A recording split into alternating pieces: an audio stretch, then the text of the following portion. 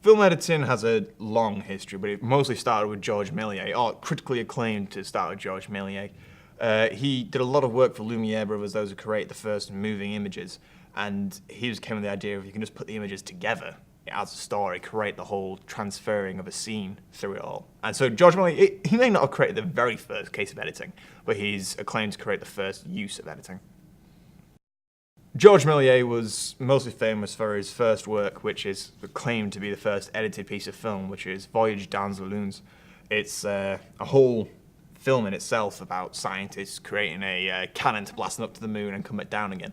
And it's from this that we see the first example of a story being told by editing. There are several scenes, there are several effects. You know, they enter a cardboard cutout of a rocket, and the rocket is blasted off because it's cut and edited in a different place. The editing itself provides story. The primary technique that he uses to transfer the scenes in the Voyage dans les Lunes is he uses slow fades. Pretty much it's a way of transferring one image to another, which is unseen before Georges Méliès. It's something that he completely brought to the table. Another famous editing pioneer would have been Edwin S. Porter, who created the idea of parallel editing.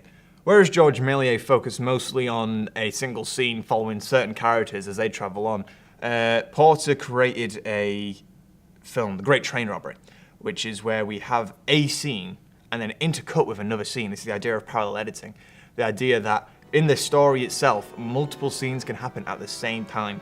This way you have a greater time frame on your stories, you have an unlimited access as to where you could be at the same time. The way he used it was, as a train was getting robbed, the entire village could come up and also be partying at the same time. And he managed to create these two moods which interlinked in the end because the villagers go to save the train. But it is the first time something like that has been seen.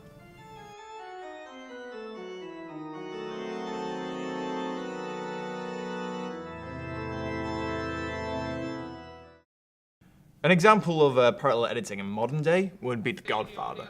The scene where he is at baptism, and as he is, renewing his vows to God, there are all these crimes going on in his name. It's a scene where it shows two parallel aspects of the same person. There's his dark side and his light side, all coming from this idea of parallel editing. The idea that two things can happen at the same time, in the same time frame. It doesn't even need to be, at the same time in the day. And it works perfectly as it presents a mood that is encompassing, both sides of the same character or same scene.